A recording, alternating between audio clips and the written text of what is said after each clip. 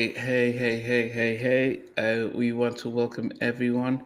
Um, this is episode two of R&B Time Capsule, but it'd be good to introduce Stevie Street. How you doing, Stevie? I'm very well, thank you very Stevie, much. Good evening to okay, you. okay. Uh, Good evening, Miss and then, Adelaide as well. Good evening to you. Good evening. yes. So he's calling Good evening Adelaide, to which is our like to all our viewers and Yes, listeners and Adelaide. from all around the world. Yes. So you called her Adelaide like she was from Australia, but it's a day, Today, yeah. a Today, day, like, a day. Lane. Ade. She got yeah. Lane at the end. Ade Lane. Yes, Yeah, my last name. that's her surname. All right. Music tips and reviews with JB. JG, how you doing? So as you guys come on in, please let us know you're in so we can give you a shout out as always. Um, how has it been for the three of you? Michael Ray, what's up? What's up? The second, I need to remember the second. IDKU, welcome. Good evening, good afternoon.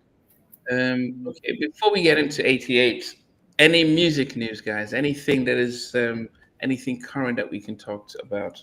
Yeah, there's a few bits. I was running around record shops on Friday and Saturday, filming for my shame. Here's another shameless plug for episode 5 of New Jack Swing in search of, which is now on my YouTube channel, Stevie Street _ But I did go into a new record shop that sells new albums, and I discovered this guy called Destin Conrad, Mm-hmm. new album out, and I thought, yeah, I can get with this. He appeals to a black audience, bit of a pop audience, and an LGBT audience as well. So he's got all bases covered there. I think he Okay, could be the okay. next. He could be the next R&B star, but we shall see. These artists get hyped, don't they? They get hyped, and then the hype fizzles out. But we shall see. It's looking good for him. Have Destined. you heard of him a day? Yeah, I've heard of him. Yeah. Um, Okay. they Sivas, just finished welcome. Go this ahead. music festival called Lollapalooza, I believe, and Sabrina Carpenter, she brought out Earth, Wind, and Fire, and that happened in like under 24 Mm. hours. So that all came together, like her bringing them out as a guest. I'm like 24 hours. So that was cool. That was Okay. Okay. Michael Ray mentioned Jodeci had a great show in DC yesterday. Yeah, I saw Mr. Dalvin talking about it, and it looks as if Kate JoJo's back and on his feet. And look out for Mr. Dalvin's upcoming EP album, and of course that means a return trip to halftime chat. Oscar Flavor, welcome. Okay, so Day, any music news? Anything that's Oh yeah, anything that was current? my music news when Sabrina Carpenter brought out Earth, Wind, and Fire. Oh, that was it. Yeah. Okay, so okay. We want to shout out to Michael Bivins, 57 today, and yes, old school. And I just saw a video of Boys to Men, and they brought out Yes. Michael McClure, on stage, and they had him singing "End of the Road" alongside with them, and he still had the bass, he still had the stuff, but you could tell that he's, physically, he's still, struggling with his walking and stuff. But they have made it known that what has happened in the past is in the past, and they're still brothers, and it's good that they can all come out and celebrate. I don't think he's got the energy to go on tour with them, and I think they're in a different space, just the three of them singing. But I think every now and then it's good for them to remember that he was part of them and stuff. Terence is saying, "Who's that in the blue?" Today, do you want to introduce yourself for people who might not have noticed you? Hi guys, my name is Aday Lane, and I'm also on YouTube as Addie's Diary.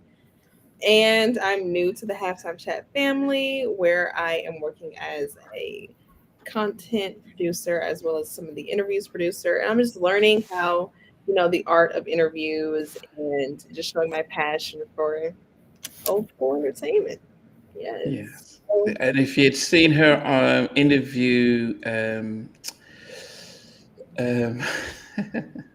Grady Harrell. Grady Harrell, it just name just disappeared from me. So Grady Harrell. And I can't, Stevie, were you surprised I got that clip from my interview with Crystal Johnson, where you asked her, "Hey, do you know Grady Harrell?" Yeah, you did. You were some Steven Spielberg there with the editing, some George Lucas. Okay, so Terrence, that is a day rain. Jacob Bandit, Bads, welcome. I like that page. That looks like a layer.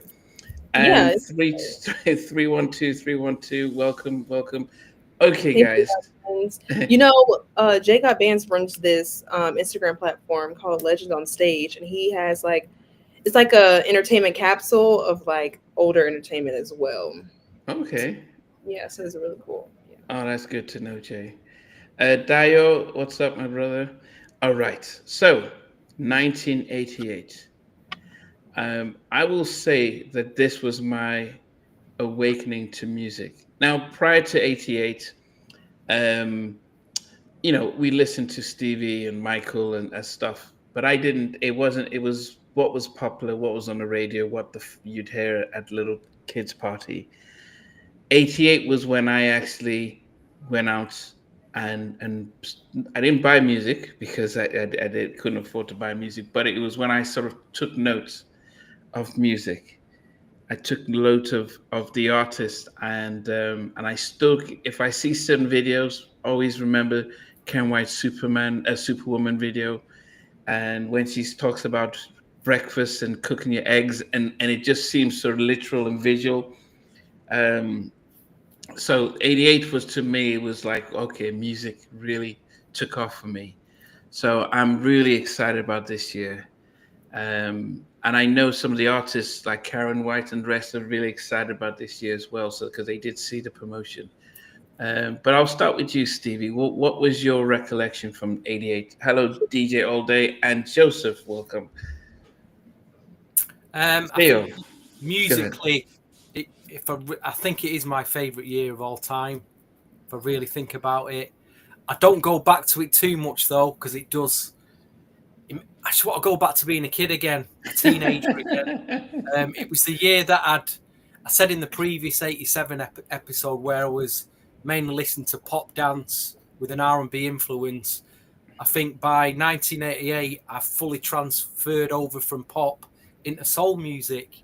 Now, I know the albums you want to be talking about tonight would be very different for the albums I want to be talking about, because it was still a year that I didn't know what New Jack Swing was still in 88. It wasn't until the year later. So I was, even though I was buying bits of what you would call New Jack, I didn't know it was New Jack. But there was a lot of like soul records that crossed over into the UK charts in 88, which I did go out and buy. And I have made a list of the albums that I bought that year. And also I discovered 12-inch singles. When you're hearing a record on the radio for the first time, it's 3.5 minutes long, and then you go into a record store and you pick one of these up, which is like a 12-inch single, and you see like your favorite tune that you've heard on the radio is like 6 or 7 minutes long. You're like, what? It's 7? This is a 7-minute long version. You're stunned by it. So you buy these 12-inch singles and you've got your favorite record for 7 minutes. Like the Mac Band came out in 88 with Roses Are Red. Oh, 3.5 minutes on the radio. You go in the record shop and there's a 12-inch copy and it's 9.5 minutes long. What records are 9.5 minutes long now? So that was a revelation to me. It's buying 12-inch singles. But it was a great year for soul music, 88. Anyone who was buying soul music then, honestly, I could list a lot of albums tonight. We will do.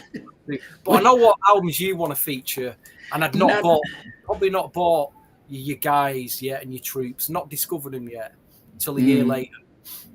Yeah, I mean, but anyway, I know you weren't. So contrary to some comments, you weren't born in 1988, But what are some of the things, well, and facts and news that you can recall when you researched 1988? Well, one of the biggest facts that I found, and this little boy who went through such a hard time. I'm actually curious if this story was big in the UK.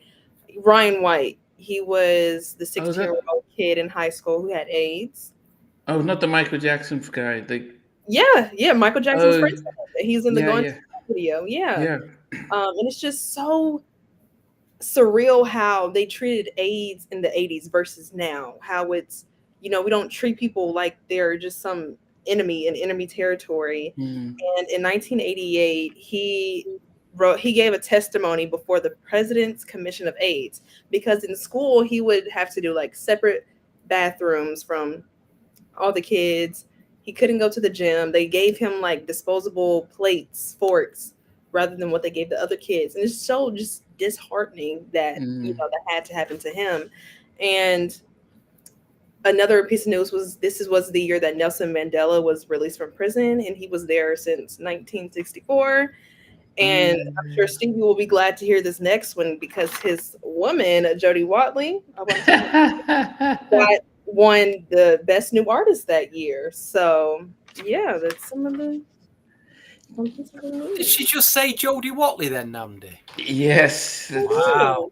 Well, the two women in Stevie's life were Jodie Watley and Early Madonna. So those are his two women. My So two favourites. his two favorite. Mhm. I did some. There are two things that I learned about 1988.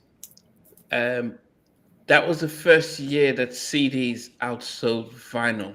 Wow. That was the big news. I mean, when you think about how big CDs were, but you can think about in '88 that vinyls was still a big thing, but the CDs finally overtook that. So that was big. Um, and then the other thing was out of the big news that we had. That was the first time I ever heard of steroids, and there was a Canadian runner called Ben Johnson who broke the world record in 100 meters in the Olympics in 1988, and he got back. He found that he had steroids in his system. So that was 1988. So that was big news around the world. So that was the strange thing. Before we get into the music, because I think the music is the main thing. I think it was Mandela released in 1990. I thought I saw something about Mandela. Maybe he was. I thought it I was think he was released from prison, DJ all day, and put in under house arrest, and then he got released from house arrest in 1990. So he okay. came out of prison and was under house arrest, which was different. So big movie news. So do you have a list of the sort of big movies that came out in '88? Yes. Rain Man, Moonwalker, Beetlejuice, Twins, Hairspray, Stand and Deliver, David, License to Drive, which stars the two Coreys, um, Mystic Pizza, Twins, Hairspray. Oh, I think I already said that. And Big with Tom Hanks. So those are some of the big movies of Here's 1980. some Yes, more we. hold on. There was a few more big movies. Come on. There was Come on, which Colours one? came out. There Yes, was Colors. Bloodsport Mm-hmm. with Claude Van Damme. There was Cocktail with Tom Cruise. What a great Yeah. film that was. Tom, have you ever seen Cocktail a day? No, I have not. He was Oh, a you need to bartender. see that. Yeah.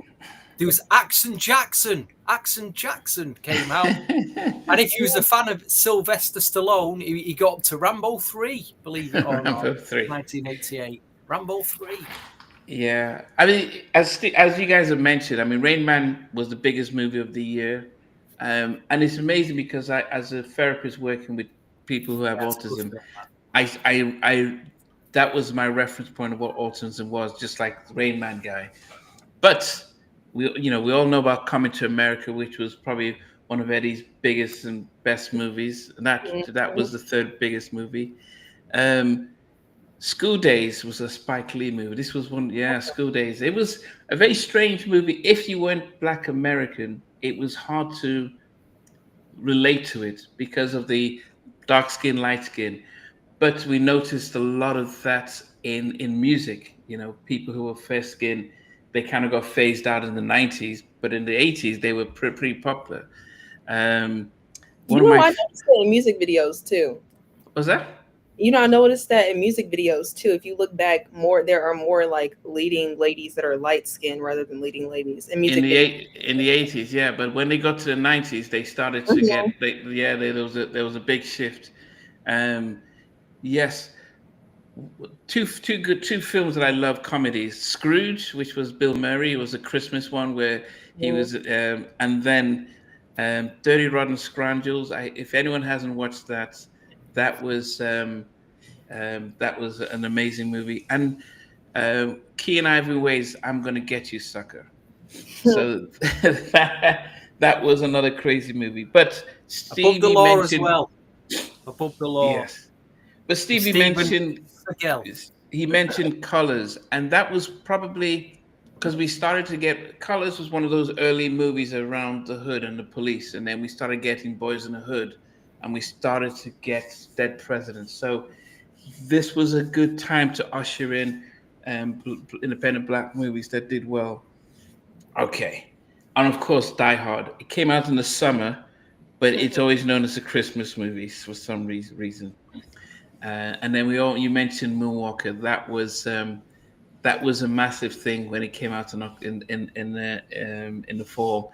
With it was a video that came out in different things. Yep, Roger Rabbit, Who Framed Roger Rabbit, animation meets action. So the 80s had some twins. You mentioned big Naked Gun from the first. Yeah, Naked Gun was big. They've just done the remake now, Mhm. and yes, Crocodile Dundee 2 now. So those are the movies. Yeah, Naked Gun was 88. So a lot of us, I mean, as I said, some of them I remember watching these on VHS because sometimes you couldn't go to the movies to see all of them. Now we're talking about the music now. So Ade, do you want to go through some of the albums that you kind of discovered from '88 before Stevie and I come in? Are we just doing some of the ones that I found that were big that year, or my favorite Some of the ones that you found out were big that I before you found? go into your favorite. Yeah, then Okay. Stevie will just talk about some of the ones. Yeah. So 1988, I have "Making Trouble with the Ghetto Boys," "Tear Down These Walls" by Billy Ocean, "He's the DJ, I'm the Rapper" with Will Smith and DJ Jazzy Jeff, Tracy Chapman self-titled, "Stronger Than Pride" by Sade, and "No Rest for the Wicked" Ozzy Osbourne, "In Effect Mode" I'll Be Sure, "Tell It to My Heart" Taylor Dayne. Those are some of the ones that I found. Yeah, they were all Yeah. big then. All very What about big. you, Steve? Because you said that some of the ones that you kind of came across would not be the popular ones. Um, That's I was going to highlight there was some really good UK signings, UK major label signings, including a very young lady who I think is probably still to this day the best British female soul vocalist we've got, and that's Misha Paris. Was signed Misha to Island Parrish. Records. She released a Okay. debut album called So Good, and she had a breakthrough single called My One Temptation, which was all over the UK charts. The video was out; it was on Top of the Pops. She made a big name for herself. There was also a guy you could. It wasn't quite New Jack Swing, but you could put him in the Bobby Brown kind of Al B. Shaw mode. There's a guy called Glenn Goldsmith. He had a big single in '88 called "Dreaming." Girl, am I dreaming? I must be dreaming. I mean, come on, Glenn Goldsmith, "Dreaming" is one of the best tracks of 1988. They check out Glenn Goldsmith "Dreaming" on Glenn YouTube. Goldsmith? Okay, I'll write them down. And he had an album out, and there was a few other tracks like "What You See Is What You Get" and "I Don't Cry." Who else? I've got a million. This guy who's completely forgotten about, but he had an incredible voice. Another British guy called Stephen Dante. He put out an album called "Find Out," which had production from Jelly Bean, Monty Moore from the Jam and Lewis stable, Gardner Cole. Again, that was a great album. Great mix of soul, some like house, dancey type stuff. But that was brilliant. I mean, I could go on here. The Pasadenas. Do you remember the Pasadenas, Namdi? Tribute Right On. Mm-mm. They were like five black guys all dressed in like rock and roll 50s gear. And they did this track called Tribute Right On. It was a fantastic single. Fantastic. Again, it got really high in the charts. And also, you remember Kim Wilde, don't you? The pop. Yes. She had an album out and she had a big single called Hey Mr. Heartache featuring Junior. Do you remember Junior? Because from Mama Said. Yeah, I thought it. Yeah. Yes. So I thought I'd just remind people about it in case they've forgotten before we get on to all the big American stuff. Yeah, I mean, there was also, I mean, and DJ All Day's been putting some of the hip hop stuff. There was a lot of hip hop classic albums that came out in '88. Public Enemy, It Takes a Nation to Hold Us Back, which was in some places I thought you were getting clapping fly. for that. I was like, What's okay. that Mr. Miyagi says in Karate Kid? Man who catches fly with chopsticks can achieve anything. Yeah. So I thought you were giving us a clap. Yeah, Straight Outta Compton, N.W.A. came out. Did it? What, in 88? In 88. Strictly Business by EPMD came out in 88. We also had Follow the Leader by Eric B. and Rakim. We had By All Means Necessary, Boogie Down Productions. I always like Boogie Down Productions. Long Live the Kane by Big Daddy Kane. The Great Adventures of Slick Rick. That's 88. It Takes Two, DJ Rob Bass and DJ Easy. That song was massive in Nigeria. It Takes Two. It Takes Two was a massive song around in Nigeria, and Joy and Pain as well. Yes, we did get the Jungle Brothers. I still yet to get the Kid and Play Straight album. Out of the Jungle. I have the other two Kid and Play apart from Too Hype. I need to get the Too Hype album. It's not easy to find. We had Life Is Short by Too Short. Life Is Too Short by Too Short. Tell It to the Heart, Tell It Then, which you mentioned today. We also had Rick Ashley, Hold Me in Your Arms. Was that the one I was never going to give you to? I think it was. I'm sure his second album was 89. I'm sure it was second. Okay, but it was still charting big in 88. Rick Ashley, still charting big. MC Light, yes, Light as a Rock. Oh goodness, did you guys? I don't know if you've seen the video of MC Light coming on stage, and unfortunately, her guy in front is filming her on his phone, so she trips. Think Michelle Williams of Destiny's Child ×2. Not only does she trip, she kind of rolls. It was really bad. But she got up and she says it's a good thing she feels better than how she looks or something like that. But unfortunately, trust social media. People had, as she falls, they play the Donnie McClurkin, We Fall Down, but we get to keep playing it and stuff like that. But anyway, MC Light's a legend and stuff. Let me see. Who else? Yep. Assaults with Deadly Pepper. I wonder if that's the one I had Push It and Doing the Butts. So I am not. Yes, I am not shading MC Light. I love her, but it was just we also had The World's Greatest Entertainer with Dougie Fresh. Let's Get It Started. So this was MC Hammer before the not Too Legit to Quit. Can Touch This. So that was 88. And for people like Stevie, also Sir Mix-a-Lot came out, and Kylie Malone came out. Stevie, I'm sure you had that. Yes, and in full guest. That's so funny.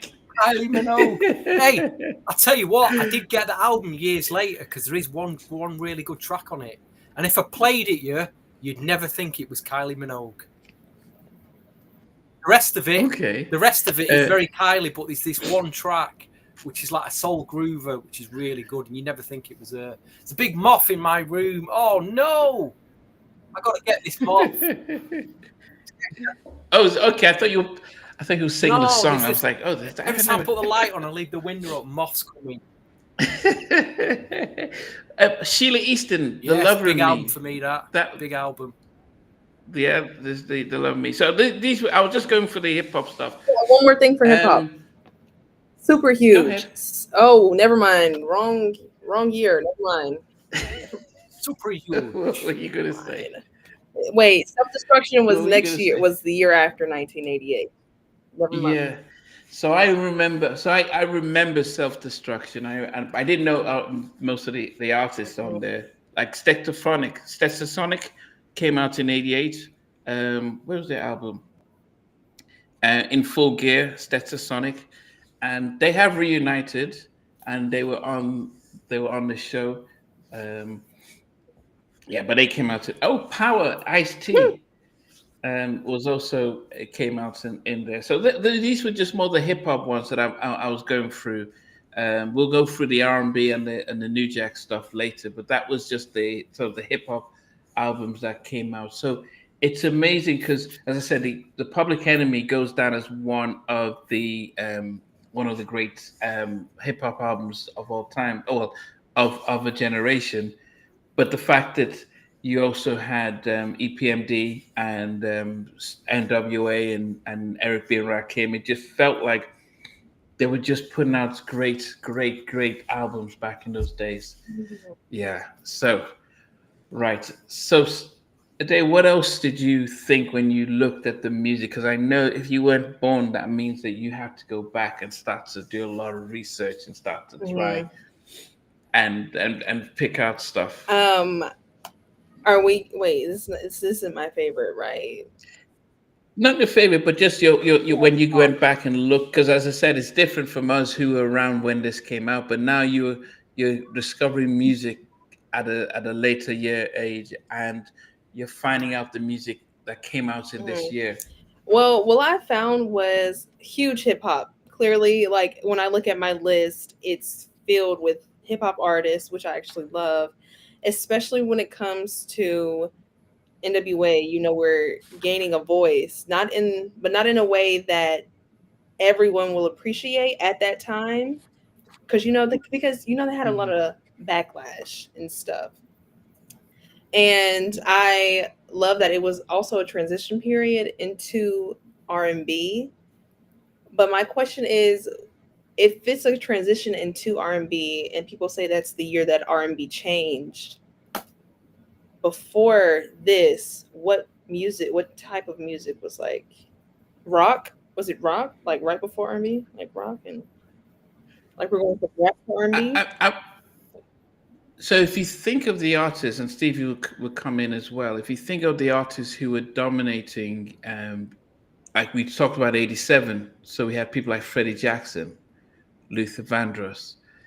It was more of an older kind of, the wore suits.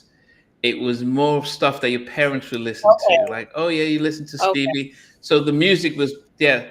So for the kids, there wasn't as much stuff for us. For people who were younger, it was mainly your parents were listening to, yeah, and Freddie and those were singing to your parents. In '88, you had teenagers coming out. So I know that the boys came out, but we had, we had Guy who were just in the early 20s. We had Albie Shaw. So we had a lot of younger looking kids coming out, Karen White. So they were looking young. And then Teddy's music was very much almost hip hop for and R&B, which in a way was like talking to the streets. So it was like, oh, they're playing music for us, as opposed to, as I said, nothing against Freddie Jackson or Billy Ocean and Keith Washington, but though they always look like your parents would be jamming to those kind of tracks, as opposed to us. What was your thoughts, Stevie, from the transition from the artists and the acts from the '87 to what we were getting in '88? Like you say, I felt we're still in a very much soul music mode in '88 with black music. Hip hop and soul were dominant, and like you say, this New Jack thing was just about to come in. I don't think there was too ready for it just yet. I think maybe the year later, which we'll get to '89, but I think it was another transition year. I think it was probably the last good year for soul music as well. Really really good year for soul music. Yeah, but there was also in '88. Some like Tracy Chapman. She came out in '88, but she was like country kind of stuff. Kind of folksy, but it resonated to everybody. She was black, but it wasn't like it was a black. It didn't feel like a black artist. Felt like just a recording artist. Um, as I said, it felt like we were getting even hip hop. Look at the amount of hip hop albums we spoke about. It felt like, um, oh, okay, this was interesting. So now I know he's changed his name, and I have to be mindful because when coming on the show, I can't use the old name. But what he was saying here that there was a challenge of Mike, and I actually did think he was British, and I thought he was our version of Michael Jackson. But but yes, so the Sign Your Name and Wishing Well, those were that came. I didn't realize that came out in '88 as well. But as I mentioned, just because you had, as I said, we've talked about that Big Daddy Kane, Marley Marl, and all these rock bass. These were Eazy-E came out with Easy Does It. So they were talking to the kids, the youth. They were talking to the streets. So they were making music it felt like whether hip hop or the New Jack stuff, it felt like they were making music for the young people, as opposed to what we were getting in '87, what we looked at before. Yes. Sanada, yes, that's definitely.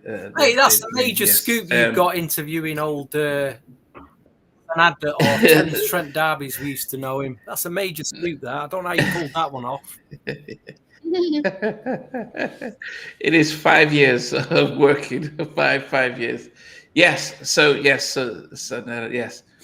But what it was is that it felt like people were coming. The list. They were targeting the youth, just like they did in the '60s when they had Elvis. They were going after the young kids and stuff, and they were the ones who were buying the records. They seemed like they abandoned that in the '70s and early '80s, but by the late '80s, it was like, okay, let's just switch, and that became the fire. Stevie, so you back in back in '88, you weren't listening to, you were becoming aware of New Jack, but what was the stuff that you were buying? I can remember. I mean, the albums that I bought were. We're looking at my list here. Freddie Jackson, "Don't Let Love Slip Away" album. Will Downing's first album. George Benson, "Twice a Love" album. Luther Vandross, "Any Love" album. They're the kind of albums that I was buying. But then, like you say, we had some with Stephen Dante, Misha Paris. But then I was getting like singles by Al B. Shaw, Night and Day. Now I didn't know that was New Jack. I just knew that he sounded different. And then it was over the summer towards the end of '88 that I heard Bobby Brown, "Don't Be Cruel." And I knew then, I thought that this is very, very different. And I couldn't understand why the DJ on the radio was playing all the new soul records. Why wouldn't play more of this? He played My Prerogative and he said, "Listen, I'm going to play this record." And I quote him, he said, "I don't like it." So he didn't like it. So he played it once and he avoided all them other records that sounded like that. So I didn't get to hear him. So when I heard "Don't Be Cruel," I was like, what is this? What is this record? So I knew something different was happening. And I remember playing it to my friends who were just my school friends. Even my school friends loved it. My mum loved it. So, yeah, that was a real turning point for me, that particular "Don't Be Cruel" record, I must admit. And stuff like the Mac Band, "Roses Are Red." That had just such a great groove to it, didn't it, that record? So, yeah. Yeah, I think for me, as you said, now I remember Tracy Chapman, and I remember the hip hop. Now, Remember as I said, Bross? just Bross for context, came out in '88. Bros were huge in the Okay, UK. I owe you for nothing at all. Check out Bros, Day. Check out Bro, Bros. Yeah. Two blonde guys and they they're got the two. hair slicked back. Oh, you like them. You like them guys. Okay, so always good to give context. In '88, I was in boarding school in Nigeria. Stevie was here in the UK, and a lot of the music we got in Nigeria in '88 came from the UK, came via the UK, sometimes from America, but mostly came through UK. But as I mentioned, the so I know but some of the UK acts, apart from Rick Ashley and Soul to Soul and oh, what's the name of these guys? Loose Ends. We didn't get as many that came to Nigeria, but I would say that you know Anita Baker was massive because she was, even though we talked about music being for our parents, Anita was so elegant, wearing a dress. That's another thing that we saw about mhm. female artists back in the day, is that it looks weren't as important. It wasn't about their looks. It was about their vocals and how they deliver. And so you have someone like Anita Baker wearing a dress and singing, giving you the best that I got, um, and it just feels just mesmerizing, just hear her voice. But she came out the same year with Sade, when she came out with Stronger Than Pride, and it was almost like you know that type of elegance in music. And if you think about how those women came out in '88, and think about how acts were coming out in the mid '90s, how they had to dress, and how what kind of song lyrics they were singing, you can start to see how a lot of people who were born after later Hey, 90s Nanda, and 2000s who and were the stuff. biggest producers in 87, 88, 89 in the UK, do you think? Who do you think the biggest producers in the In the UK? UK, I would think it was Waterman, Yes, there you Stockman, go, and Stock something. Aitken and Waterman. Now, they got absolutely a lot of the music community kind of turned on him. They kind of ridiculed him because they churned out. It was like a formulaic pop sound, but really, it was no different. It was no different to what Teddy Riley was doing. Teddy Riley was churning his sound out after between 87 and 89. It's just that we liked his sound. But if you was into Stock Aitken and Yeah, Waterman, you were just getting this Rick Ashley, Jason Donovan, Kylie sound. It was very poppy, but it was bass. It came out of soul music, came out of like mid 80s, like Princess, Sam Your Number One. They continued it from that. So you'd buy like a pop album from them, and a lot of it was just throwaway pop. But you get one record that had like an upbeat soul groove on it, that sounded like Princess. But they were the biggest producers in the UK at the time, and they had their own sound, like Teddy Riley did. You know, they all owned their own yeah, but I sound. thought unlike Teddy Riley, there was competition in America. So you had LA and Babyface, Teddy, Jimmy and Terry, Kashif, Kasif, even Quincy Jones was still making records. So you wouldn't then just turn on one dominant producer. Ade, could you just give one of your favorite albums that came out in Oh, '88? absolutely. I'll start with one of my absolute favorites, especially from my childhood. When I tell you, I would be on my little iPod in like seventh grade, because that's when I discovered them, every single night to like 1 a.m. watching other music videos. We have The Boys' debut album, Messages from the Boys. Wow. And tiny heartthrobs that, oh my gosh, are just amazing. And then some of my favorite songs from that album are Down My Heart, Lucky Charm, A Little Romance, and Happy. But Happy also has, in their music video, has a young Lorenz Tate, which is like super cool to see. Wow. Looking back, yeah. I remember when Down My Heart came out, and it was like, Oh how yeah, is this possible for these kids to be singing like this? Because they looked like they were, it looked like an act. It looked like an act that, it's not possible. Now, of course, I didn't know about Ellie and Babyface because, but you could tell that the music sounded very familiar because they used the same sort of formula, just as Stevie would say, on that with the Mac band, with the Bobby Brown stuff, with the Karen White stuff. So you could listen to it, and it had a similarity to it, but it was simple lyrics and down my heart. I remember interviewing H-Town, and they were like, "Man, if those little kids can do it, we need to." They inspired H-Town to get into music. The boys, they said it was like amazing to be able to see these kids perform and stuff. Yes, okay. Stevie, did you discover the boys at the same time? Not till later on.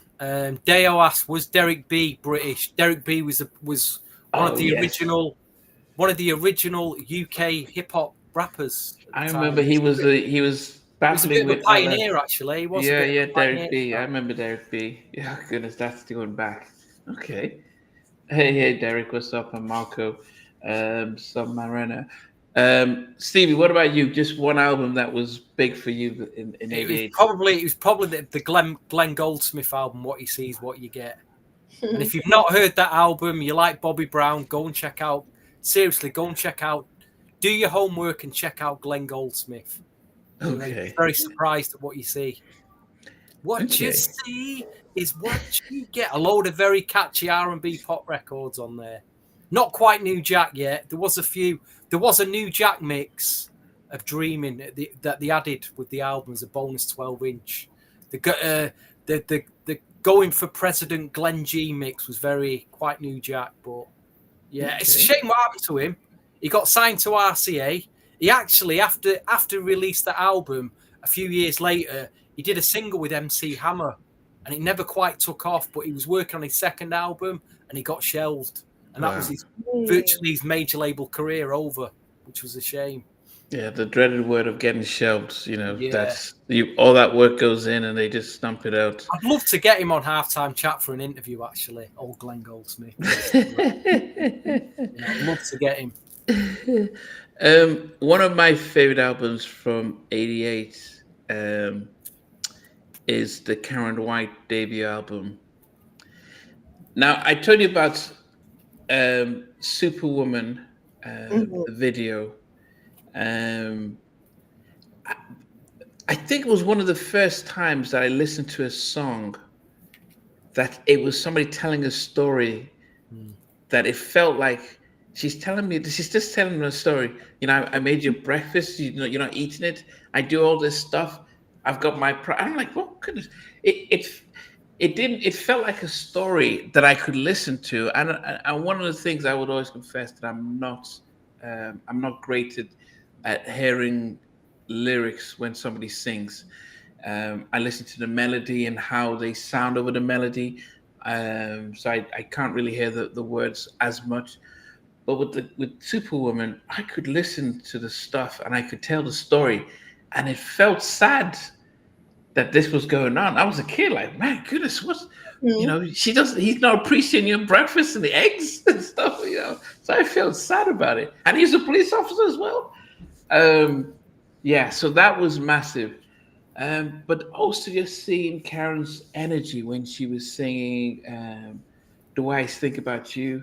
And then we had this rumor, as I said, when I was a kid, that she was supposed to sing Don't Be Cruel. But because it had the rap in it, she turned it down and they gave it to Bobby Brown instead. I don't know. Karen has denied it. Even Daryl Simmons, who co-wrote it with Baby. Where did that story come from? It came out. It was like that in Nigeria, so we don't know. It just that was, how rumors start and you just follow it. What you talking about, Willis? But it because she did rap in The Way You Make Me Feel, like a little rap in there. But it just felt that she could handle the rap and stuff. But the dancing, the movement, everything. That was a big album for a debut album, massive album. Did you get to? No. Go ahead, Ade. I just have a quick story about Superwoman. So I was moving out of my college dorm this year, like before I graduated. And some of the moms that were coming in from the girls that were on my floor, they were talking about how in 1988 we blasted Superwoman throughout our college hallways, and everybody knew it word for word. And so when I got on the elevator, they were like singing the "I know it," and I was the only one that could go word for word with them in that elevator. Okay. So they didn't know you were gonna do it this year. They just was talking. It just came up as a coincidence. It just came up as a coincidence. Wow, we Oh, gotta this let. was like months ago at my college dorm, not this college dorm. Okay, Months ago. okay. Did you hear Karen White in the UK at the same time, Stevie? Of course, yeah. It's probably I heard Superwoman, and it was probably Secret Rendezvous, which was probably Secret I remember Rendezvous. that was big for me. That was a great track. Yeah, yeah, And yeah. the video, fantastic video with dancing, and she looked amazing back then, didn't she? She did. She And looked this, but we talked about the great. light skin, dark skin, and she was chocolate, and she was different, and compared to what we were seeing on TV as well. Well, look Um, what you had. Look at the women. You had Jodie Watley, you had Pebbles, and you had Karen White. Three stunning women, and you can mm, see why they got signed. They could all sing a bit. They could all sing. They could dance. They looked amazing. They're gonna get deals. They are gonna get deals. yeah, yeah. Um, what about somebody who came out with a debut album, "Forever Your Girl"? Paula Abdul. Paul Abdul. Oh, Again, I wasn't at the time. I appreciate her now a lot more, but at the time, I didn't appreciate her, and I feel bad about that. But now, with hindsight, she did some fantastic pop stuff, pop R&B type stuff, dance stuff. I mean, and she was a choreographer as well, weren't she, for Janet Jackson? For Janet Jackson. I didn't know all that back then. But again, she was quite a groundbreaking artist. They talk about Janet being groundbreaking, but if you look, you look at your Beyonce's today. If there was no Paula Abdul's, there'd be no Beyonce's around. So you got to give her a respect, really. Yeah. You can't. When Straight Up came out, oh goodness, Straight Up was such a massive. Have you heard the tracks a day? I Paul think I've Abdul heard Straight straight Up. up. Yeah, It but I know had it had it it had a Senior Hall in the video, mm-hmm. but that was to me her biggest single. Um, Elliot Wolf. I don't know who Elliot Wolf is. Elliot Wolf. What has he done? But he was the one who wrote and produced it. Um, Selective songs. He did that. Super Love by Johnny Gill. I remember you calling me bad. Yeah, he didn't do too much before he passed. But Straight Up was such a big track, and it got to. I'm just looking at the charts here. It got to I'm number just one. I'm just Uh, looking at Marco's comments. He's what does he say? oh, just have a look. I mean, compared to Marco, compared to what we've got today, we've got Pink Panthers today. You're telling me that, you're telling us that Paula couldn't sing. Put her up against Pink Panthers, and then tell me you can't sing. That is really that Pink Panthers is absolutely shocking. I don't. Yeah, It sounds like AI music to me. That sounds like AI yeah, generated music. But but it's the whole Pink Panthers is huge right now, and I'm like, really? Yeah, she's yeah, huge. Yeah, she goes viral on TikTok Have you every heard a so voice? What kind of voice is that? yeah. It's Am a I lot of missing something here? Give me Paula Abdul all day over Pink Panthers, because yeah, that's who you're comparing it to. Pop dance, whatever you want to call it. It's the same yeah. thing. No, I mean, I thought Paula was fun, and she deserved the success. It wasn't about her. It was. I mean, Straight Up was an amazing track. Um, Shell Pepsi Riley, me, myself, and Oh, I. she also has The Things for My Child that came out that same year. Thanks, my child. Now, I would say that I didn't know her as well, and even Tracy Spencer. As I mentioned, we were very limited. We were very limited with some of the albums. So, like someone like Stephanie Mills, um, Um, Apart from Shanice was global with "I Like Your Smile," but most of those albums, if they weren't big in the UK, then we weren't getting them in Nigeria. So I didn't know Shell Peps O'Reilly. You know, the these American, like Paula Abdul and Pebbles, they were very well produced. Put it that way. Yeah, yeah, They're yeah. exceptionally well produced, I think. You know. Tony Terry, he came out with his first album. Is it Lubby Dubby? Lubby Yes. Dubby do. Yeah. Have you Do you know heard what? of I him still before? see every record shop I go to. I always see that record, Namdi. There's always Okay. a copy of Tony Terry. Ade, if you want a copy of Lovey Dovey, I'll pick one up for you. So I have Everlasting Love, but I don't have Lovey Dovey. Yeah, I see Okay. him everywhere still. I have to tell you a story about Tony Terry. When I interviewed him, this was like maybe within my first 8 months. I was having so much fun. I thought we were going to be best friends. But then he started, he was laughing and he was talking with it. I'm like, oh man, I like it. This is going to be my good friend. And then to be fair, he normally does a show, Tony Terry's Tuesdays, and it was almost like an hour to the show, and he says, but he had just been talking about the music industry and sort of disclosed some things, and I think somebody says, what have you just done? And he says, okay, we're gonna break and we'll come back, and he never came back. I never came back to the interview, and I was heartbroken. Wow. So if you ever watch the interview, I don't even know how it ends. But it didn't end. But he was an amazing guest, and he exposed a lot about how tough he was blackballed in the industry. But he said "Lubby Dubby" was supposed to be for En Vogue, and it was Wow. produced for En Vogue's debut album. When he got to the studio, he was writing the lyrics to it, and he got to the studio, and the engineer, he says, what is that? And the engineer says, oh, it's some stuff I'm working for En Vogue. And he says, no, it sounds exactly what I've just written for a song I wrote on a train. And he says, well, it was for En Vogue, now it's for you. And that's how it was brought up. But yeah, Tony Terry. Tracy I still Spencer. get shocked. Was that? I said I still get shocked whenever you say you've interviewed someone, because I feel like whenever I feel like I've watched everything but somebody else, I'm like, wait. Tony was one of the first, maybe the first 15 or so. So Tracy Spencer, Symptoms of True Love. Did you ever hear of Tracy Spencer in the UK, Stevie?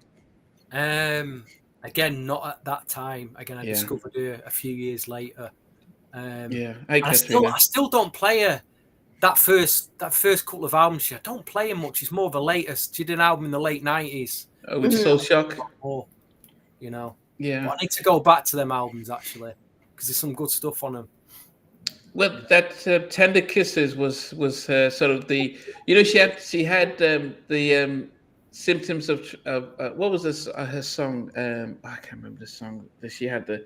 She had a more upbeat one that was the sort of the popular one. Yeah, the But dancey type one. Yeah, the dancey one, which wasn't in the charts. But Tender Kisses was the was more the hoods. I say the hood song. The song that was. It's almost like when Michael Jackson did "Remember the Time." That was the song for the community. But Black and White was bigger track and stuff. Yes. Okay. Theo says Tony Terry came out in '87. So he isn't on my list. So you must be right, Theo. He did. But that record and She's Fly was still. They were still banging in '88. There was still people still playing. Mr. Tammy Wilson, ask Stevie, especially in Emily, what they think about the current state of music in Nigeria. Stevie. Okay. That's for another podcast, isn't it? Really? Yes, Joseph. This house. Yeah. So asking what they think about the current state of music. Depends if you love Afro beats. Yeah. So that was this house that I was thinking about. Baseline G says Melissa Morgan. So Melissa Morgan is scheduled to come on next in a week or two. So if if you can do anything, I too. So I will talk about that. Okay, this house. Yeah, that was the upbeat song. Hit this house. Okay, so let's talk about the biggest album of '88, and that came from when we think about King of Stays that came out in '86. Stevie and I did the review on that album. It was tough. It was tough because we did it alongside Under the Cherry Moon. It was almost like, man, pulling out hairs trying to just talk about those two albums.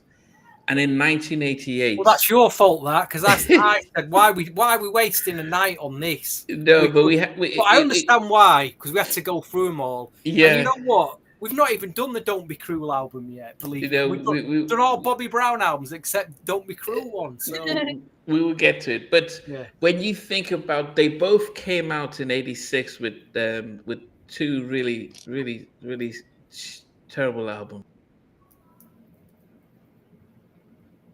Oh, he's frozen on us.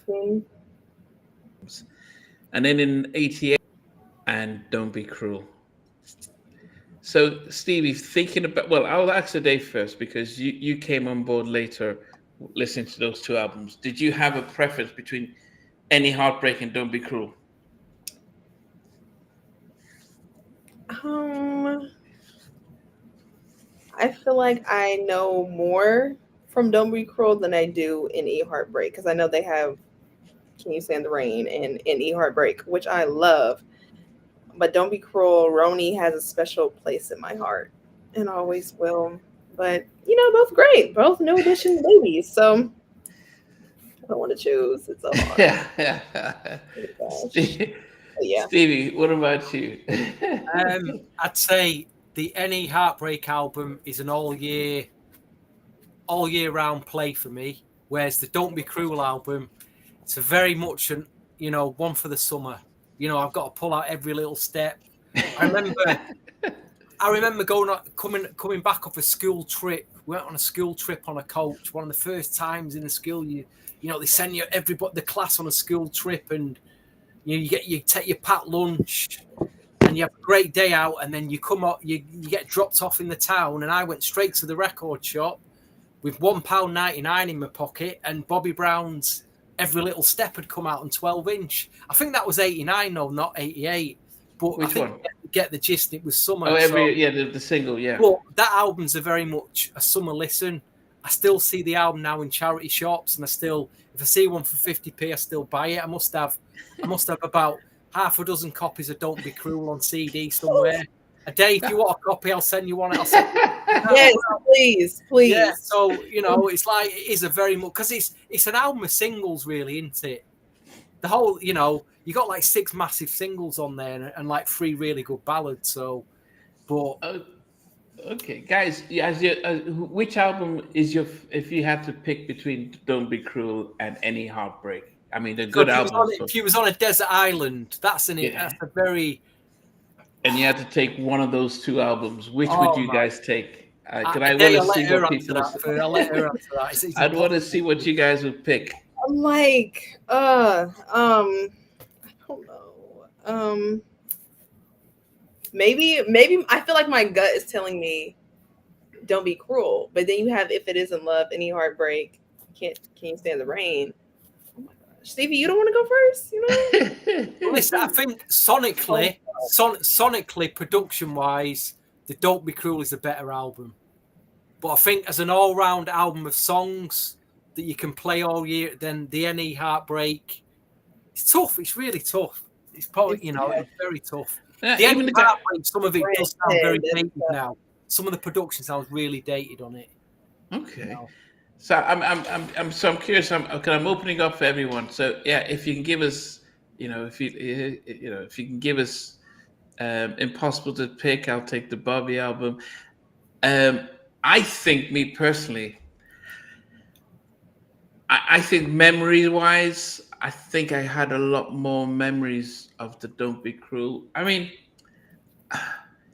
I think it's impossible for those who weren't at least 10 years old or so in 1988 and 88, 89 to describe how big Bobby Brown was, because I think a lot of people may you can watch a video and you may listen to the albums, but it's hard to put it in.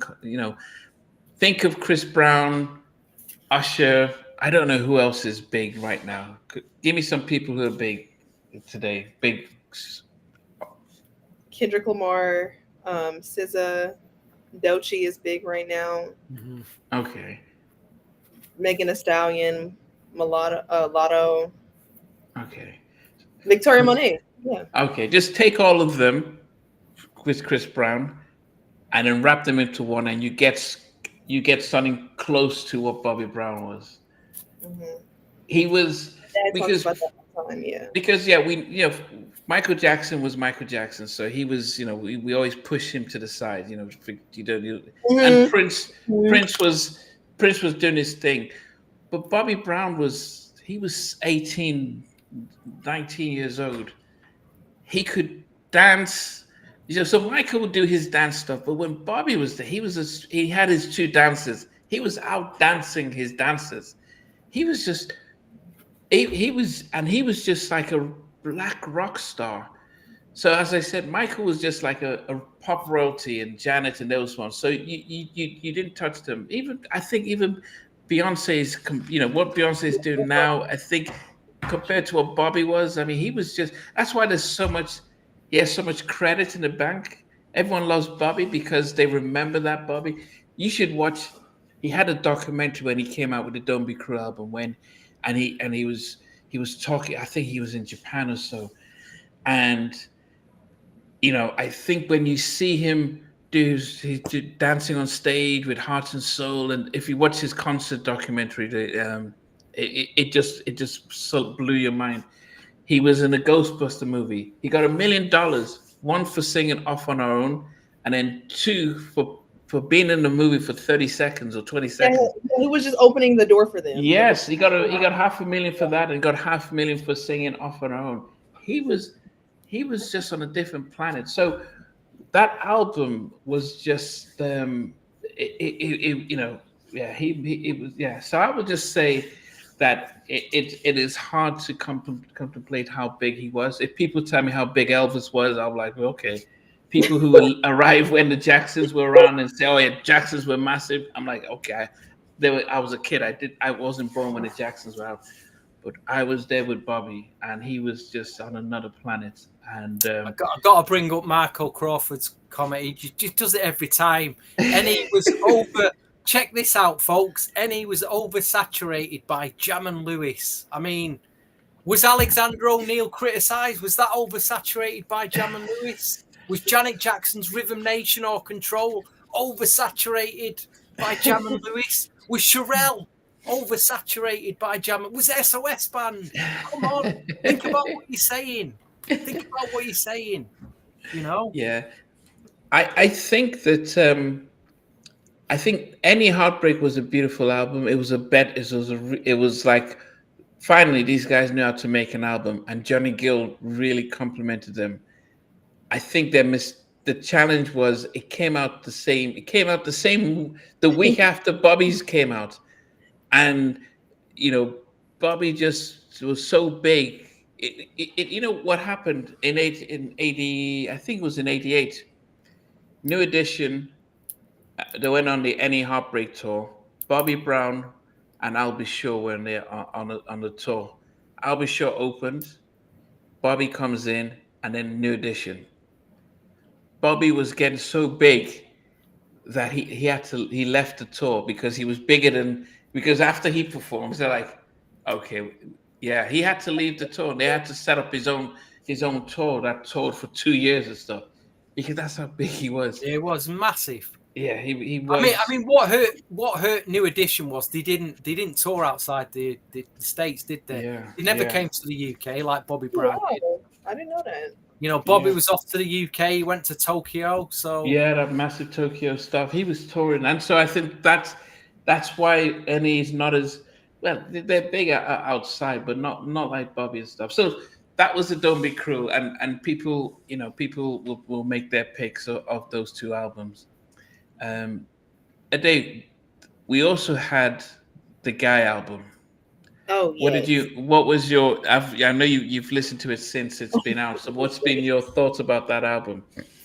Um, I feel like y'all love, Stevie loves New Jack Swing, and it just feels like maybe that's the bridge to when it started to happen, especially also with you, Nandi, your boy Teddy Riley, and his just oh my genius mind, and how him and Aaron and Damien just come together. It's beautiful. It's beautiful.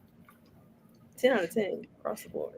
And it's strange because in some cases we'll call it a New Jack album, but in some cases it's like an R&B album. Okay. But it's it has this balance there. Um, but did you know about the album? I mean, what's been your favorite song? A couple of songs on the Guy album. I would have to say Piece of My Love, of course. Ah, Is yes. probably. Giving you a piece of Um, my love what's another one? Did I write it for down? you. Yeah, Piece of My Love would probably be number one. Okay, I think mine would be "Don't Go, Baby, Don't Go," and Groove Me. Yeah, but Me. yeah, a lot of people I like. But How Stevie, does did I you? like? Go ahead. How does I like go again? My I dreams like, are now I Oh, let's stop reality. now. I was like, okay, yeah, okay. Stevie, Stevie sings out of tune. I don't even know if he does it on purpose. But Stevie, did you know about the Guy album back in '88, or was it? no, I didn't. And be honest, how many people got into Guy through the single "My Fantasy," which came out a year later? Because that's what I heard first. I do Mm, remember after I'd got "My Fantasy," thinking, "Hold on a minute." When I kept going into my local record shop, looking through the albums, there was a Guy album there that I'd always flick past because I didn't know who they were. So I mm. remember it was like a light bulb moment. I bought this single, "My Fantasy," and I'm like, Guy, who then I thought, I'm sure I've seen it out. Then I run out and I buy this Guy album. So I've got it a year later. And for what we know now, we talk about it being Teddy's Guy. That to me now, everything we know about that first Guy album, I'm gonna say it's Timmy's Guy. It's just as much about Timmy is about Teddy, that Guy album.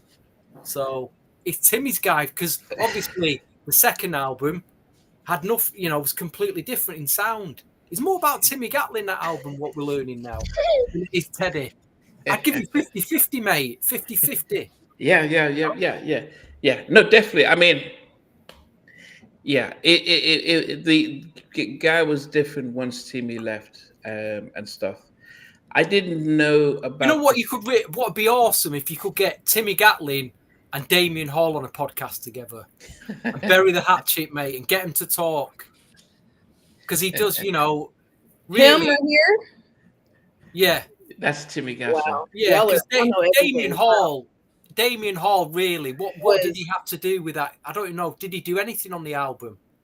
No, not on the first album. There No. you go. Then it's Timmy's album, really. So okay, good, because I was about to say Let's Chill, but I just seen that's 1990. I thought that was Yeah. wrong. I'd love to Yeah. get them both on a podcast together and trash it out. um. Yeah. I don't. I don't think you saw my last interview with Timmy Gatlin, did you, Stevie? I did. Seen them both, and this is Yeah. why I'm swayed now with Timmy. I'm a believer in Timmy, and this is why I want to do his album Help, which came out a year later. I've got to do his album track by track. Yeah. It's imagine imagine winning the lottery a day, and as you're about to go cash it in, somebody takes it from you and says, "Oh, I came up with the numbers and stuff," and they snatch it from just he was kicked out of the group that he started, I think, a couple of weeks before they appeared on the Apollo. This man. And Timmy Gatlin, yes, he came up with the name Guy. He wrote he wrote majority of the songs, Mm-hmm. and he's discovered Aaron Hall because Aaron Hall, they were working in a shoe store, And then Aaron says, "Look, I can sing." And then he sang, and then he went and says, "Teddy, I've met a guy who sounds like Charlie Wilson, and can you come and do the music?" And Teddy says, "Yeah, I will do it, but I want to be in a group with you." And they says, "Let's do it." Unfortunately, Timmy went and got Gene Griffin, the infamous old manager, and he said, "Come and manage us. We've got to deal with Uptown Records." And Gene saw money, and he didn't like the fact that Timmy knew how to read contracts. So they all signed the contracts to giving Gene Griffin control. Timmy refused to sign, so Timmy got kicked out. I mean, it is the other bit of this story, Namdi, because when Timmy left, apparently, according, do you remember that interview we did with Dealer Vance over in the West Coast? Yeah. This is why I want a day or you need to go back to that Dealer Vance interview and edit that bit of the interview and put it out there as a reel. But Dealer Vance on the West Coast got a call. It might have been from Gene Griffin or one of them saying, "Would you like to be in Guy?" He was asked to be in Guy when Timmy Gatling left. Now, that could have changed the course of history. I mean, for me, what would you put it down to, this coincidence or fate, the fact that Timmy met Aaron Hall in a shoe shop? Because, again, that changed the course of history. Them two worked in the same shoe shop together. If they didn't work together, they probably would have never met. Would have never got Guy. See, it's an incredible story. Incredible bit of coincidence, a bit of fate, that Timmy Gatling bumps into this incredible singer and then rings Teddy up, and you've got the greatest New Jack Swing group formed of all time, really. Yeah, but Timmy owns the So they've all got So Timmy didn't sign the contract, but he owns. He kept ownership of his publishing. How is he so smart for being so young? Yeah, that's he's so smart. He said he saw the word perpetuity, and he says, "I need to know what that means." He says, "Forever, forever, ever." And he said, "Forever, ever." He says, "No, I'm not giving you stuff."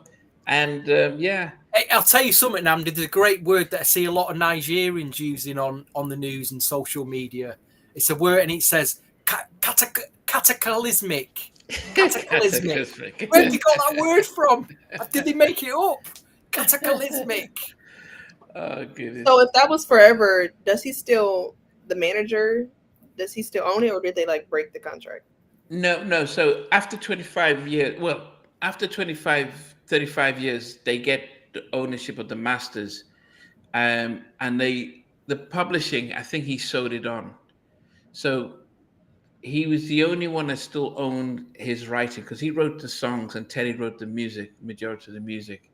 So yes, a massive difference. But Timmy Gatling wrote "When Will I See You Smile Again" by BBD. That would have been on the next Black Guy album.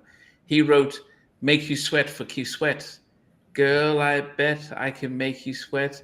He wrote "I Do Need I Do." What? Yeah, he did that. What? And he did. What did he do for Ralph Tresvant? And he did "Promises" for Christopher Williams. So he was writing all the songs he was going to write for the new Guy album and stuff. So yeah, it's hard when you do these things and you hear these stories and you hear about the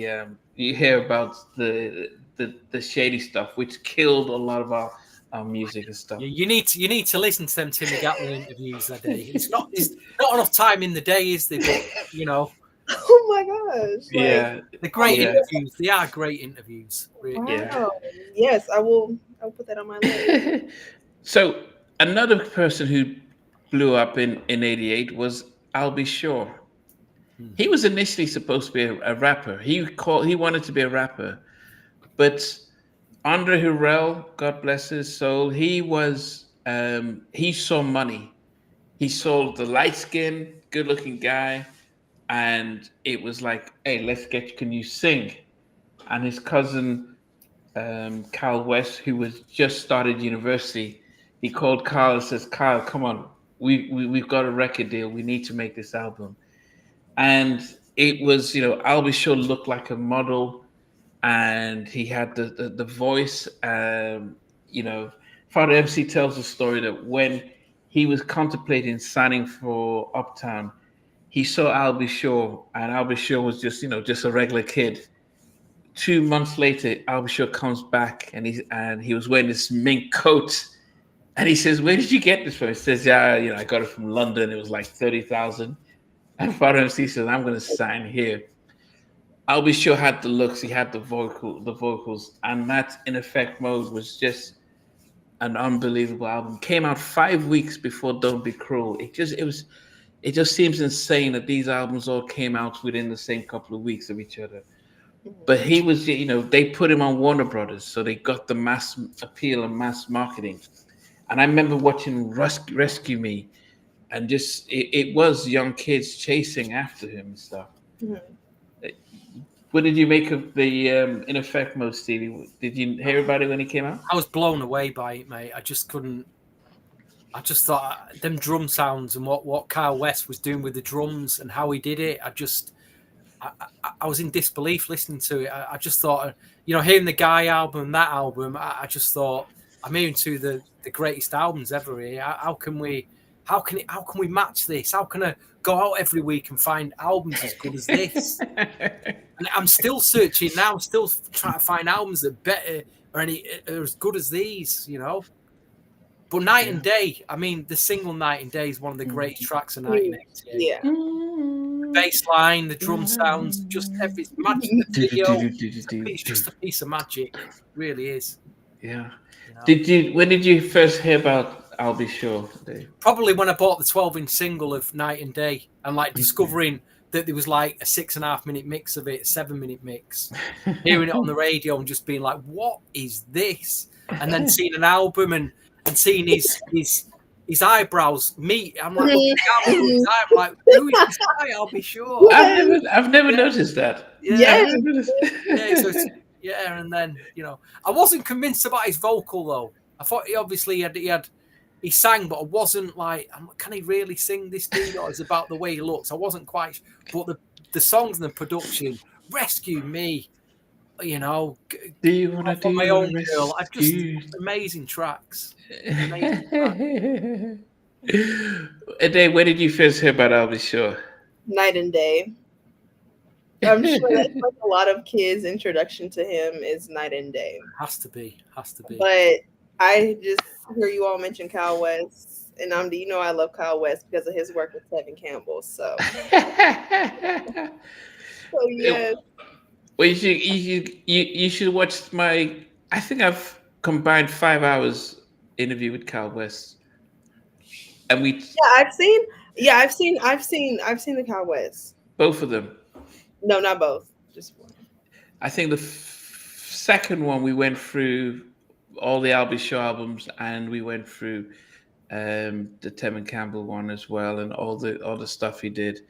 Kyle West is probably one of the most humble people, really down to earth and humble.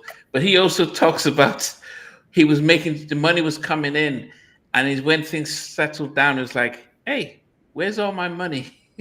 Because they were so busy making the music that they didn't realize that their monies were being siphoned away. Same way Jodeci, after their second album, went out west. It's just because they all got taken advantage of, and so just unfortunate. It's just unfortunate. Another album that came out in 1988. Stevie, do you remember Troops debut album? No, I don't remember it until years later. I don't. My Troop discovery was That's My Attitude, which was the following year. That's my. So I what about you? Don't remember that album at all in '88. Do you remember this? I appreciate it now a lot more. I appreciate that debut album now hell of a lot more. But My Heart. Yeah, just didn't see it. Didn't see it in the shops at the time. I'm sure you noticed New Kids on the Block, Hanging Tough. I didn't. Again, at the time, I didn't like them, but now, with hindsight, give me New Kids on the Block. I'll take them all day. Baby, I Believe in You is a great pop, ballad. So great song. Was Please Don't Go Girl 1988? It was around that time. Okay. It was around that time. Or You Got the Right Stuff? Yeah. Like, I like that. I do like that. Yeah. But what about you, Ade? What were some of your favorite albums? Because you want to list out some of your favorite albums from that time? Oh, yes. Of course, we have to revisit Messages from the Boys, My Young Self. It's crazy because my mom was also my mom and my aunt Charmaine. They would, I feel like I've told this story before. They would sneak in the back of the church and listen to like the Boys on a cassette tape. Like, that's cute. So them, I have N.W.A. actually straight out of Compton. When the film came out, me and my brother would perform Straight Outta Compton in our living room. I have Express Yourself from that album as well. Oh yeah, I remember Express Yourself. I actually interviewed the guy who originally wrote the song. That's What? Charles Wright. Yeah, Express Yourself. And he Yes. talked. Yeah. Wow. Randy, wow. No, go ahead. So wow. This my favorite song from the New Edition album is In Ear Heartbreak. I love that song so much. Not just because the Boys also have a cameo in there, but It must be the Boys having a cameo in it. Isn't this the video that Malcolm Jamal Warner directed? He did that. Music video. And he did the video, and it was a big thing to have all those sort of celebrities, and it's like, oh, I know that person. Mhm. I can still remember them dancing and really, really celebrating them. New Edition, because I think I hadn't heard from them since Candy Girl and Popcorn Love. Wow. And then when Bobby left, I just didn't hear from them again onto the Any Heartbreak. So anything they had in between, I didn't know about it. Mm-hmm. What else? Oh yeah, and my favorite song from the Bobby Brown Don't Be Cruel album is Roni and Rock With Ya. I'm stuck between those two. That doesn't surprise me. Why is that? Why is that? I just think them songs are really do appeal to the ladies. I think. Yes. Oh, absolutely. I believe that Roni was maybe written about me, like in my head. I love that song. Yes. Yeah, but Roni was. That's amazing. That's an amazing very disillusional thought there, Dave. Yeah, right. Roni was it though. I mean, the thing about Illusions that song of grandeur. I mean, we're allowed them, aren't we? It was easy to sing along with. The truth about Roni, she's a sweetheart. I mean, you could rap to it. It was easy to sing to them, and I think that's why I like the Don't Be Cruel album. It's just that the songs were easy to remember. Like, think about the main song, Don't Be Cruel. I think he sang the same verse 4 or 5 times and stuff. Yeah. Okay. Stevie, what was your favorites? What, my albums? Yeah. I'll tell you the albums that I did buy. I put them down in a list. The ones that we haven't mentioned yet. There was a dance group called Bomb the Bass, who were produced by a guy called Simon Timmons, as I do remember. That had some good soul tracks on it, as well as the dance. There was a Luther Vandross album, Any Love. Really enjoyed that album. There was, you might have seen him recently a day. Gerald Alston of the Manhattans went solo. Have you seen the Manhattans recently at a gig? I haven't seen them recently because they're supposed to. Oh, they canceled. August to August 29th. All right. So there was Gerald Alston's debut on Motown, which was amazing. Here's one you should all check out, especially whoever's viewing this. A duo called Burrell, and one of the guys is called Reggie Burrell, and he produced a lot of house music at the time. But they put an album out in '88, and there's a track on it called "Calling," which is one of my very favourite tracks from 1988. It's a great track. Will Downing's debut, Perry, the Perry sisters who are backing singers for Anita Baker. They put a great album out called In Flight. Sheena Easton, the Lover in Me album. That's still one of my very favourites today. It's got Ellie and Babyface production. Prince is on there.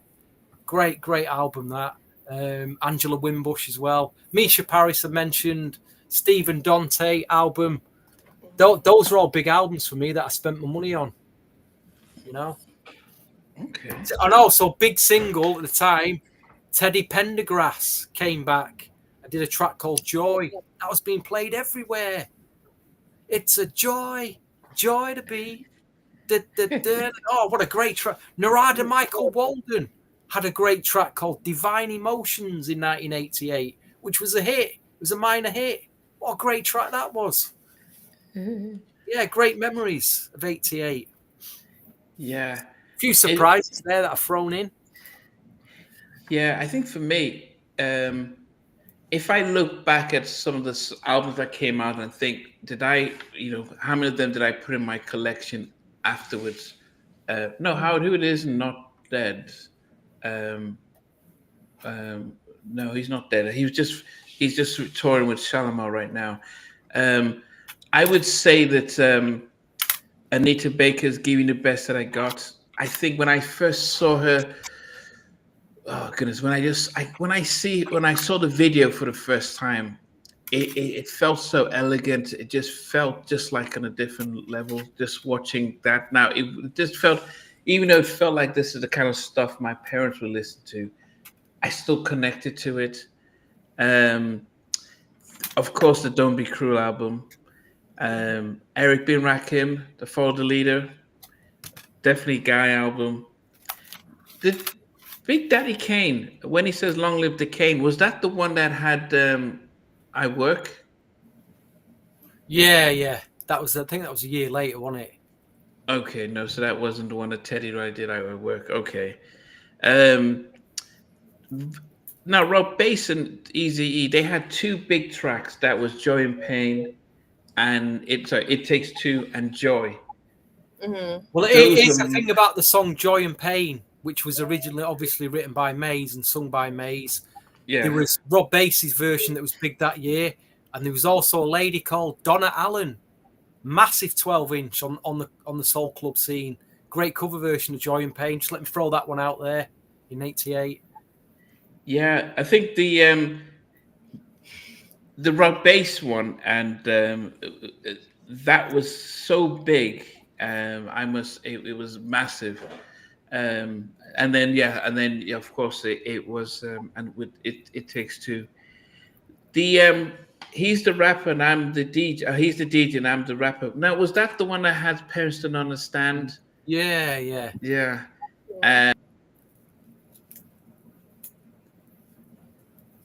Oh, it's frozen us again. Wait, why do you keep freezing on us? I saw that. Froze. It said that froze to say, Fresh Prince and DJ and Jazzy Def, their videos, Parents Just Understand. Now, you listen to it now, and there's a part where he's driving with this young girl, and I think she was a 12-year-old runaway.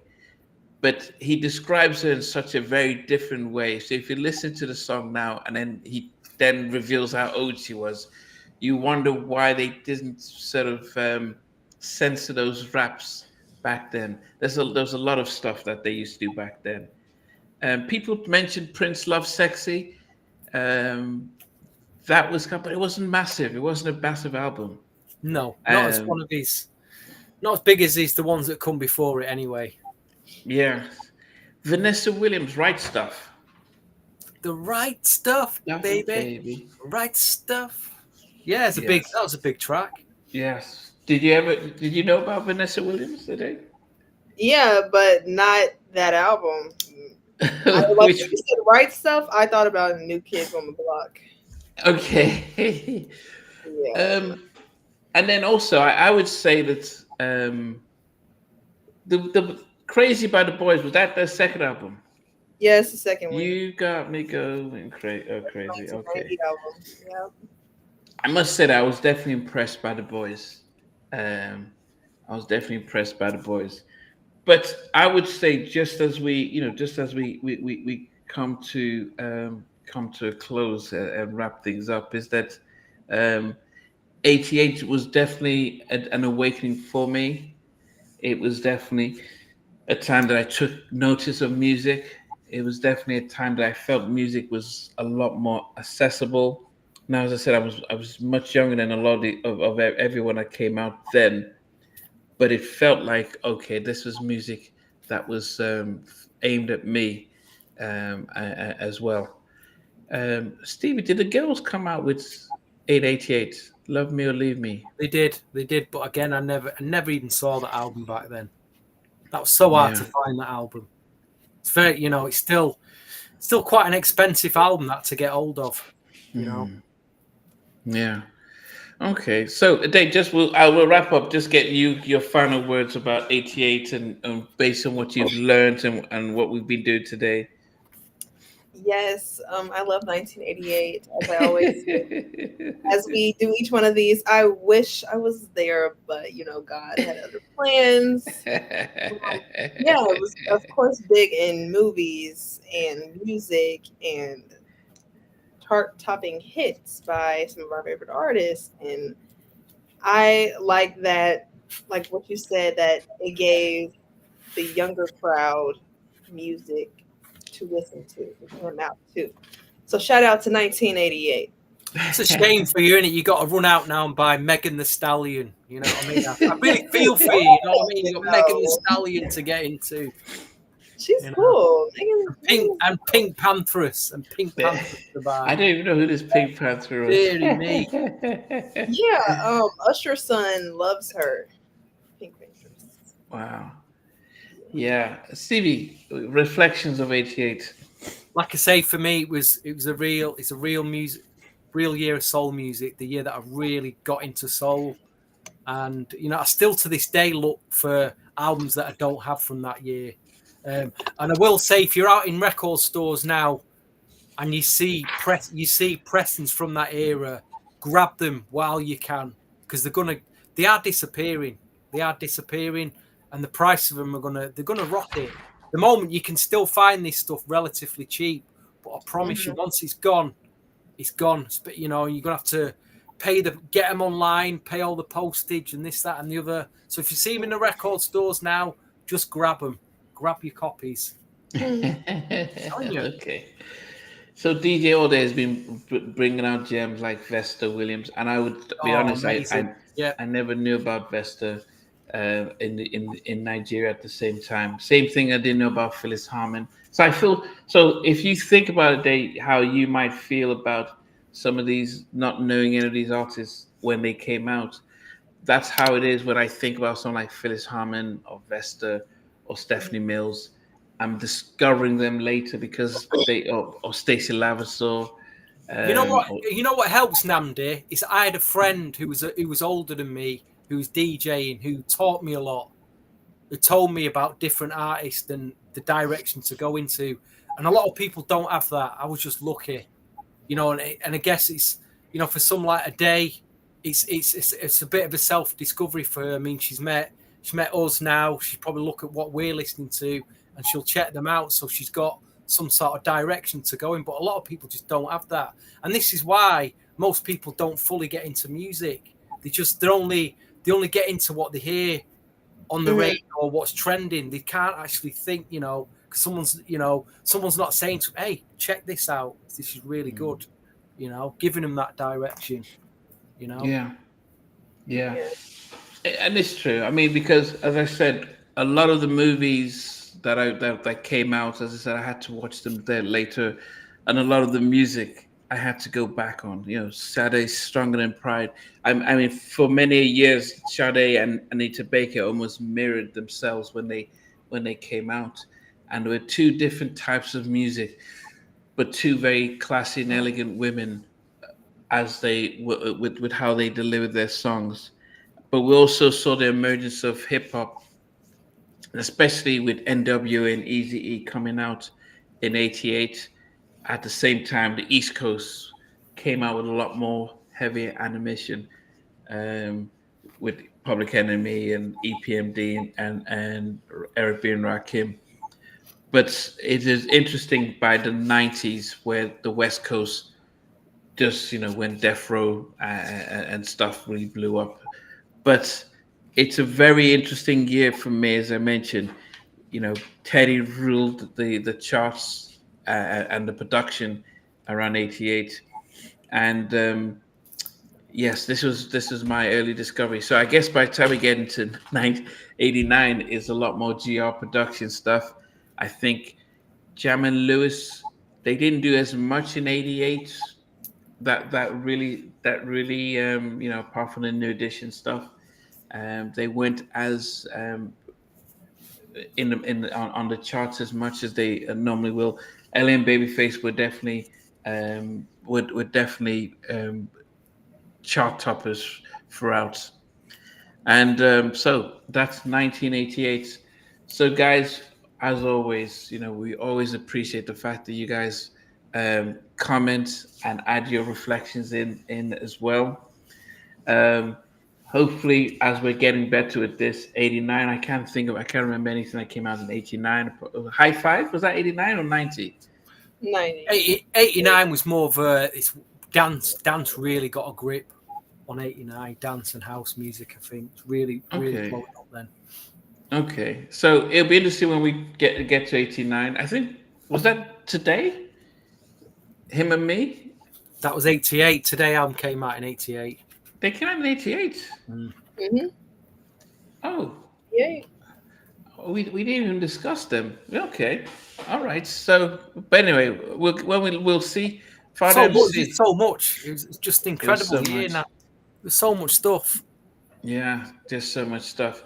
We did. I almost had a downer when we started talking about Gene Griffin stealing contracts and all that, and it's like, oh goodness. But we want to always celebrate the music, like as always.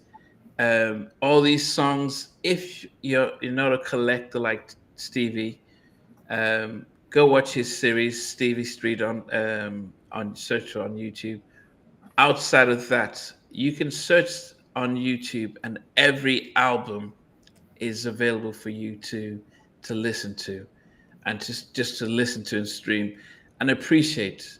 And that's the beauty of what technology has done. I miss holding a CD. I miss reading the credits and the liner notes and who recorded it and on the similarities. Mm. But there's no excuse for not being able to listen to the music. Miami bass. Okay, let's see Andy, this here. you see that link that I've just shared there? Put that link out, because that link will tell you every soul and R&B album that came out that year, and you can see it, and you can go and buy them all. Okay, so it's a great this was. resource. That is fun. And you've got there'll be years 89, 87 in there all through the 90s. Oh my goodness! Just shows you visibly all the albums that came out that year. So, and all the them R&B albums. Yeah, all them albums have something on them. If you buy it, you'll find something you like on there. They've all got the sound on it. The great albums. That's how I built my collection. Is looking at sites like that and going, I haven't got that. I'm going to buy it. And does it get to? How do you get to? It also gives you '89 as well. Yeah, go on Guide. If you click on Guide at the top, it brings all the years up that you can flick through, and it lists all the years. It's a great resource. Oh my goodness, definitely. So yeah, guys, wait. Next episode we will talk about Babyface, Tender Lover, and Angie, who's been a guest on here. James Ingram. JT Taylor, okay. Luther's back. It'll be very interesting to talk about, and Troop's Attitude album. Yes. So definitely can't wait to talk about '89 and see what the difference was. That's my attitude. Hey. Yeah, okay. I kind of lost everyone there. So Yeah, so Stevie's put that in there. I will I will put it up here as well, just in case anybody didn't see it. But if you click onto soulmovement.nl, which is Netherlands, you can be able to yeah, look at all the albums that came out. Yes, the Today album did come out in '88. We didn't get time to review it. But we will see you guys at another date. For those of you who are big into GR production, we are going to be reviewing the Abstract album in on Wednesday. Abstract, that is the girl group that was signed to GR Production. They were the three girls who were in the Groove Me video, who was sort of dancing. Marsha, Mary, and get your top tens. Get your top tens ready for that. Yes, Namdi, myself, and VJ will be running through our top 10 of that album. Abstract. Yes.